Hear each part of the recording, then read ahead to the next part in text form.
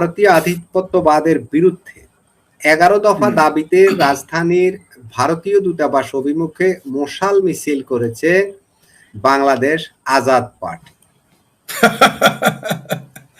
এবং এই আজাদ পার্টি তারা ভারতের স্বরাষ্ট্রমন্ত্রী অমিত শাহের পুষ্পতলিকা দাহ করেছে। যদিও ওই মশাল মিছিলটাকেই মিরপুর ১ নম্বরেই থামিয়ে দিয়েছিল আইন শৃঙ্খলা বাহিনী।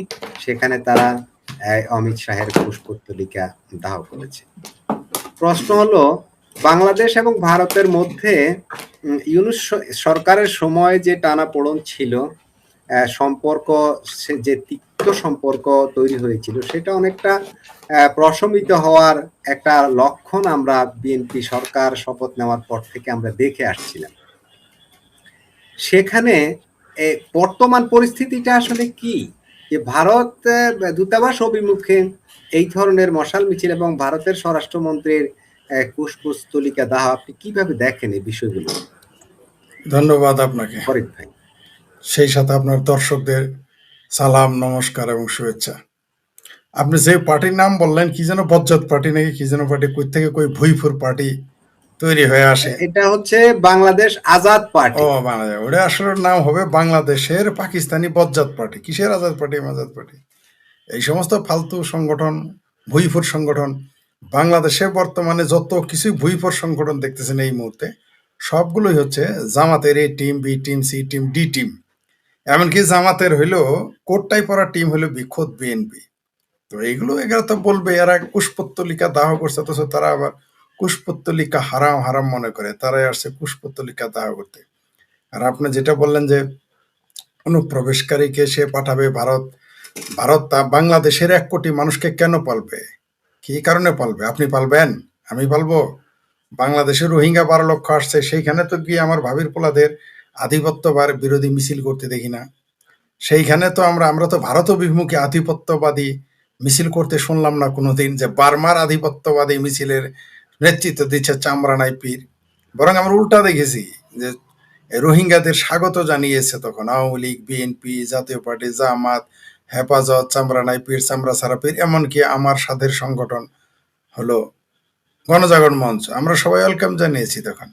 তো বাংলাদেশ কেন তার নিজের নাগরিক আনতে এত তালবাহানা করতেছে, যখন সেই দেশের যখন ভারতের স্বরাষ্ট্রমন্ত্রী বলতেছে যে তোমরা তোমাদের লোকজন ফেরত নাও, বরং আমাদের তো কপাল ভালো, এদের মাজায় দড়ি বাইধে এদের জেলখানায় ঢুকায় নাই, এদের স্বাভাবিকভাবে ফেরত দিতে চাচ্ছে। তাহলে এখন কেন এরকম এই বাটপাড়িটা করতেছে বাংলাদেশের জনগণ? মানে বাটপাড়ির একটা সীমা থাকার কথা। আপনি রোহিঙ্গাদের নিতেছেন, আপনি অন্য দেশের নাগরিক নিতেছেন, এমনকি এদের ১ লক্ষ পাসপোর্ট দিয়েছেন আপনি। ১ লক্ষ রোহিঙ্গার পাসপোর্ট দিয়েছে এই ইউনূস সরকার, যেটা এই সরকার রদ করেনি। আপনি ভিনদেশী নাগরিক, ভিন ভাষার নাগরিক, তাদের আপনি নাগরিকত্ব দিলেন, দেশে থাকতে দিলেন, কি লজিকে যে তারা মুসলমান। আর আপনার দেশের নাগরিক মুসলমান, তাদেরকে ফেরত দিবে ভারত, আপনি তাদের নিতে চান না। এটা তো একটা মহা বাটপাড়ি। মানে ইসলামের সাথে একটা বাটপাড়ি, মুসলমান নামের সাথে বাটপাড়ি, বাংলাদেশের সাথে বাটপাড়ি, আইনের সাথেও বাটপাড়ি, নিয়মের সাথেও বাটপাড়ি। আবার দেখি কোন কোন সাধু সন্ন্যাসী, তারপর চিঙ্কুবাম মিঙ্কুবাম আইন বিশারদ মানবাধিকার সংস্থার লোকেরা বলে যে এদের আইন মেনে, আন্তর্জাতিক আইন মেনে এদেরকে পাঠাতে হবে। এরা যখন গিয়েছিল, কোন দেশের আইন মেনে গেছে? এরা যখন গিয়েছিল, কোন আন্তর্জাতিক আইন মেনে গিয়েছিল ভারতে কাজের বুয়া হিসেবে কাজ করতে, অথবা ভারতে দিনমজুরগিরি করতে? মানে বদমাইশি, ভণ্ডামির একটা সীমা থাকা উচিত। প্রতি মুহূর্তে বলতেছে, এরা সাক্ষাৎকার দিতেছে, আমার বাড়ি খুলনা, তার বাড়ি চিটাগাং, অমুকের বাড়ি রাজশাহী, অমুকের বাড়ি ময়মনসিংহ, অমুকের বাড়ি জামালপুর, অমুকের বাড়ি কুমিল্লা, অমুকের বাড়ি কুষ্টিয়া থেকে চলে গেছে কেরালা, বলতেছে তারা আপনি তাদের নিতেছেন না। এটা কোন ধরনের বাটপারি? এমনকি পত্রিকায় আসতেছে, যারা সকালবেলা লেখেন এরা বাংলাদেশি, বিকেলে আবার লেখেন আহা হা মানবাধিকার নষ্ট হয়ে গেল। এগুলো তো ফাত্রামি, এই সমস্ত জাতীয় ফাত্রামি। আমি বললাম তো, আমি বারবার বলে আসছি যে আমাদের বাপ দাদা এবং বাংলাদেশের মুসলমানদের 14 গোষ্ঠীর কপাল ভালো যে ভারতের মতো একটা নিরীহ শক্তিশালী প্রতিবেশী পেয়েছি আমরা। তা না হলে বাংলাদেশের কপালে বহু আগে শনি, রবি, সোম, মঙ্গল একবার লেগে যেত। আমাদের ভাগ্য ভালো, মুসলমানদের, বাংলাদেশি মুসলমানদের ভাগ্য ভালো যে বার্মার মতো একটা স্টেট, মানে ভারত বার্মার মতো না, ভারত পাকিস্তানের মতো না, ভারত ইরানের মতো না, ভারত আফগানিস্তানের মতো না। তা না হলে এতক্ষণ আমাদের বাংলাদেশের অস্তিত্বই থাকতো না। আমি আবারও বলতেছি, আমাদের বাপদাদা 14 গোষ্ঠীর কপাল ভালো, বাংলাদেশের মুসলমানদের কপাল ভালো যে এত তালবাহান, এত খামসা খামসি করার পরে, এত চুলকানির পরেও ভারত আমাদের বিরুদ্ধে কোনো সামরিক পদক্ষেপ গ্রহণ করে না। আপনি জেনেছেন এই যে যারা এখানে মিটিং মিছিল, এরা কারা? এরা হলো পুরাই পাকিস্তানপন্থী, যারা কালকে মিছিল করছে।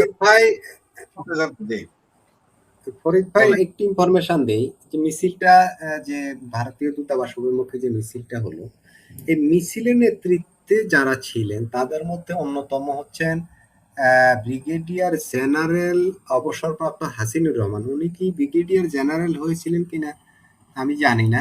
আমি উনি তো বরখাস্ত, বাংলাদেশের উনি তো বরখাস্ত বাংলাদেশ বদমাইশ, উনি বোধহয় হ্যাঁ কর্নেল, উনি কর্নেল হাসিনুর, ওটা কর্নেল হাসিনুর, ব্রিগেডিয়ার। হাসিনুর, ওরা একটু বাড়িয়ে লিখেছে আমার মনে হয়। আর জি জি আর জি, ছিলেন ব্যারিস্টার শাহরিয়ার কবির। হ্যাঁ, হ্যাঁ, একেবারে জেনুইন জামাতি মাল। ও তো ব্যারিস্টার শাহরিয়ার তো জামাতের ল্যাংটা বড়ি বেচার কেন বাসার। আমার জামালপুরে একটা আছে, নাম হইল আর তাইজউদ্দিন। জামালপুর সারা জীবন দেখছি ল্যাংটা বড়ি বিক্রি করছে। ও এখন জামাতের ল্যাংটা বড়ি বিক্রি করার জন্য ওরে মাঠে নামাইছে এই জামাতি কেন বাসার ব্যারিস্টার শাহরিয়ার। ও আমার জামাতি নেতা নাকি, বলে জামাতি কেন বাসার, ও তো যাবেই। ও যাবে না কে যাবে? ওরা যাবে না তো কারা যাবে? এই কর্নেল হাসিনুরের মতো বদমাইশ বাটপার, ঠিক আছে, এ যাবে না কে যাবে? বরখাস্ত কিন্তু সে। এ যাবে না কে যাবে? কারণ এরা এরা হচ্ছে, মানে হৃদয়ে হলো পাকিস্তান আর মগজ হলো আফগানিস্তান। তো এরা ভারত অভিমুখে মিছিল করবে না, কার বিরুদ্ধে মিছিল করবে? কর্নেল হাসিনুর এবং ওই যে বরখাস্ত কর্নেল, বদমাইশ কর্নেল হাসিনুর, এ পেয়ারা পাকিস্তানি। আর জামাতি ক্যানভাসার শাহরিয়ারের মায়ের ভাতারের কি যোগ্যতা আছে বার্মার অভিমুখে, বার্মার এম্বাসির অভিমুখে মিছিল করে? চাক না দেখি, যায় না কেন? 14 লাখ তো পাঠাই দিছে, 1 লাখ পাসপোর্ট দিয়েছে। এটা নিয়ে তো কোনোদিন কথা বলতে শুনলাম না আমরা। মানে এদের যত কিছু সব ভারত, মানে ভারত হলে এদের যত চুলকানি। কারণ আছে, কারণ 71-এর পরাজয়ের বেদনা তাহারা ভুলে যেতে পারে না। কি করবেন আর? এই জন্যই তারা কখনো এম্বাসির দিকে, কখনো হাই কমিশনের দিকে, কখনো ভারত সীমান্তে। কিন্তু আমি যে আবারও বলি যে কপাল ভালো যে ভারত হচ্ছে নিরীহ শক্তিশালী প্রতিবেশী। যদি পাকিস্তানের মতো হইতো, বার্মার মতো হইতো, আফগানিস্তানের মতো হইতো, প্রত্যেকটার ওই যে হুমায়ুন কবিরের ভাষায় বলি, সেটা ভাঙা মার দিত বাংলাদেশিদের। কিন্তু বাইসে গেছে যে ভারত হলো নিরীহ প্রতিবেশী। ফরিদ ভাই একজন কমেন্ট করলেন এরকম, তো কমেন্টটাও মাঝে মধ্যে নিয়ে দিই একটা। বললেন যে ইচ্ছাকৃতভাবে পায়ে পাড়া দিয়ে ভারতের সাথে যুদ্ধ বাঁধাতে চায় জামাতে ইসলাম, ইসলামী বিভিন্ন নাম ব্যবহার করে। সঠিক আপনারা কি বলেছেন, তা মনে যিনি হয়? লিখেছেন সঠিক লিখেছেন, যিনি লিখেছেন এটা সঠিক লিখেছেন। জামাত চাচ্ছে যে একটা যুদ্ধ বাদলে তারা প্রমাণ করবে, এই যে দেখো, এই যে দেখো, তারা 71-এর প্রতিশোধ নিতে চায়, পরাজয়ের প্রতিশোধ নিতে চায় পাকিস্তানের পক্ষে। কিন্তু জানে না আবার তারা পরাজিত হবে। এইবার যে পরাজিত হবে চরম ভাবে। এইবার কিন্তু বঙ্গবন্ধু নাই যে তাদের ক্ষমা করবে। এবার কিন্তু বঙ্গবন্ধুর মতো বৃহৎ হৃদয়ের কোন আওয়ামী লীগের নেতা নাই যে তাদের ক্ষমা করবে। অস্তিত্ব এদের, এইবার জামাতিদের অস্তিত্ব বিলীন হয়ে যাবে ভারতের সাথে যুদ্ধ লাগার সাথে সাথে। আমরা জানি এই দেশের যাত্রাবাড়ির মাদ্রাসা আর সাভারের মাদ্রাসা আর মিরপুরের মাদ্রাসারা পোলাপন্দে যদি স্বপ্ন দেখে ভারত দখল করবে, তাহলে তো হইতই। দুনিয়াটা যদি, হ্যাঁ, মাদ্রাসা দিয়ে কি করা যায়, ওই ওই অঞ্চলের সাম্প্রদায়িকতা নষ্ট করা যায়, ওই অঞ্চলের সভ্যতা সংস্কৃতি নষ্ট করা যায়, কিন্তু যুদ্ধে আপনি জিততে পারবেন না। এত সহজ না। ফরিদ ভাই, পরিস্থিতিটা এমন যে আহ, মানে যেটা মনে হয় আর কি, আমাদের সরকারও কিন্তু অনেক ক্ষেত্রে নিশ্চুপ, কোনো মন্তব্য করে না। যেমন আমাদের স্বরাষ্ট্রমন্ত্রীরও এই বিষয়ে আমরা কোনো মন্তব্য কিন্তু পাচ্ছি না। বিষয়টা কেমন তার আমাদের রহস্যময় স্বরাষ্ট্র, মনে হয় না? হ্যাঁ, নিঃসন্দেহ রহস্যময়। মানে জামাতের সাথে তাদের সম্পর্ক হইলো দোস্তি না ঝুটে, দুশ্মনী না টুটে, এরকম একটা ভাব নিয়েছে আর কি। এগুলো তো আমরা বুঝি। এমন তো হতে পারে যে সরকারি বলছে তোমরা এগুলো মিছিল করো, সরকার চাইনাতে যাইতেছে, চাইনাতে যাওয়ার আগে একটু চাইনাকে বুঝাইলো, এই যে দেখো আমাদের বাংলাদেশে কত ভারত বিরোধী মানুষ, এটা বুঝাইতে পারে। আর ভারত বিরোধী তো অবশ্যই বাংলাদেশে আছে, কোনো সন্দেহ নেই। বাংলাদেশে ইসরায়েল আর ভারত বিরোধী মানুষ গিজ গিজ করে, কোনো সন্দেহ নেই। এমনকি আওয়ামী লীগের ভিতরেও রয়েছে ভারত বিরোধী মানুষ, আওয়ামী লীগের ভিতরে রয়েছে আওয়ামী লীগের মূলনীতি বিরোধী মানুষ। তো এখানে তো ভারত বিরোধী প্রচুর মানুষ রয়েছে, কোনো সন্দেহ নেই। তো এই ভারত বিরোধী এরা এরা তো এরকম করবেই। আসলেই তো বঙ্গবন্ধু একটা জাতিকে স্বাধীনতা দিয়েছিলেন যারা আসলে স্বাধীনতা মনে হয় চাইতো না। যদি চাইতো স্বাধীনতা, তাহলে এত মুক্তিযুদ্ধ বিরোধী মানুষ কিভাবে থাকে, একাত্তর বিরোধী কিভাবে মানুষ পয়দা হয়? অনেকেই বলবে যে আজকাল তরুণরা আমরা শিখাইতে পারি। তরুণরা জামাত ইসলামের শিক্ষাটা কে দিল? ওই শিক্ষা কেন নিল তারা? বাংলাদেশে কি বইপত্র পত্রিকা কম আছে? তারা জামাতে শিক্ষা নেয়। অনেকেই দেখে অভিযোগ করে আওয়ামী লীগ এটা ব্যর্থ, আওয়ামী লীগ ওইটা ব্যর্থ। আরে ভাই, আওয়ামী লীগ তো ইয়াবা খেতে পায় নাই, খাইলা কেন? আওয়ামী লীগ তো বলা নাই পাকিস্তানি হওয়া, ওটা খাইলা, ওটা করলা কেন? করলা কেন? আওয়ামী লীগ একাত্তরের একবার একবার দাবি করে আওয়ামী লীগ একাত্তরের চেতনা বিক্রি করে গেছে, আবার বলে মুক্তিযুদ্ধের চেতনা বাস্তবায়ন করে নাই। কোন দিকে যাবে আওয়ামী লীগ? মানে বিষয়টা এরকম যে পায়েস দেয় নাই বলে গু খাইছে। তো তুমি গু খাবা, তোমার তো ইচ্ছাই গু খাওয়ার, তো কি করবে? বাংলাদেশের যে জনগণেরা, আমি অনেক সময় বলি যে এরকম কোচিং সেন্টার, মাদ্রাসা, স্কুল, কলেজ, বিশ্ববিদ্যালয়ে মুক্তিযুদ্ধ বিরোধী চেতনা জামাত বাস্তবায়ন করতে পেরেছে, ছড়িয়ে দিয়েছে। ছড়িয়ে দিলে তুমি নিবা কেন? একাত্তরে পাকিস্তান বাহিনী কি এই দেশে মুক্তিযুদ্ধ, আওয়ামী লীগ নিষিদ্ধ হয়ে গেছে যে দেশে, জামাত নিষিদ্ধ করার কথা কেন কোনোদিন উঠে নাই? এই দেশে কেন উঠলো না? তার মানে এই দেশের মানুষ একাত্তরে মুক্তিযুদ্ধ চায় নাই। এই বাটপার এই বাংলাদেশের মানুষ, এই বাংলাদেশের মুসলমানরা দিন সাথে মুসলমান থাকে, মানে আকাম করবো, ইয়াবা খাবে, মদ খাবে, জুয়া খেলবে, বদমাইশি করবে, জমি দখল করবে, দিন শেষে মুসলমান থাকে।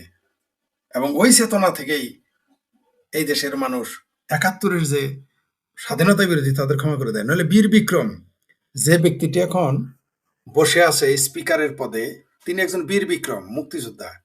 কত বড় বাটপার, কত বড় বদমাইশ হলে স্বাধীনতা বিরোধীদের শোক প্রস্তাব নিয়ে আসে? আপনি বলেন, সাইদি, নিজামী, গোলাম আজমের শোক প্রস্তাব এরা কেমনে নিয়ে আসে? কত বড় বেহায়া বজ্জাত মুক্তি! এরা কি মুক্তিযোদ্ধা ছিল? এরা ছিল বাই চান্স মুক্তিযোদ্ধা। এগুলোই বেশি বাংলাদেশে। বাংলাদেশে বাই চান্স মুক্তিযোদ্ধাই বেশি, এবং তাদের হাতে, বাই চান্স মুক্তিযোদ্ধাদের হাতে ক্ষমতাটা বেশিরভাগ সময় ছিল। বিশেষ করে যারা সেনাবাহিনী, এরা ৮০-৯০% হচ্ছে বাই চান্স মুক্তিযোদ্ধা। এরা জেনুইন মুক্তিযোদ্ধা না। তার প্রমাণ আপনি পাচ্ছেন যে মেথর আক্তার যেমন চলে গেছে জামাতে, কর্নেল অলি যায়, তার বয়ানের সাথে জামাতের বয়ানে কোনো পার্থক্য আছে? ওই যে আরেক কর্নেল যে হাসিনুরের কথা বলেন, আরেক বাটপার, এও কিন্তু খেতাবপ্রাপ্ত মুক্তিযোদ্ধা, কিন্তু আর ভাষণ দেখছেন, আর কথাবার্তা দেখেছেন? টোটালি মুক্তিযুদ্ধ, এটা হলো বাই চান্স মুক্তিযোদ্ধা। রাওয়া নাকি সওয়া ক্লাব থেকে মিছিল হয়, ৫ই আগস্টে হয়েছে। এখন ওই যে বজ্জাত, বাংলাদেশ বজ্জাত পার্টি নাকি ফজ্জাত পার্টি বলেন, এগুলো মিছিল ওই ওই সাওয়া ক্লাবের লোকেরাই, রাওয়া ক্লাবের লোকেরাই গিয়ে ওইখানে, ওই রিটায়ার্ড আর্মিরা ওইখানে মিছিল মিটিং করতেছে। এই দেশের মোল্লা আর মিলিটারি কোনোদিন এই দেশে মুক্তিযুদ্ধ চায় নাই। বারবার আমি বলি, এই দেশের মোল্লা তো মুক্তিযুদ্ধ চাই নাই, এতে তো কোনো সন্দেহ নাই। এই দেশের কোনো মসজিদ মাদ্রাসা আমাকে একটা দেখাইতে পারবেন বাংলাদেশে একটা মসজিদ মাদ্রাসা প্রকাশ্য বাংলাদেশে মুক্তিযুদ্ধের পক্ষে ছিল?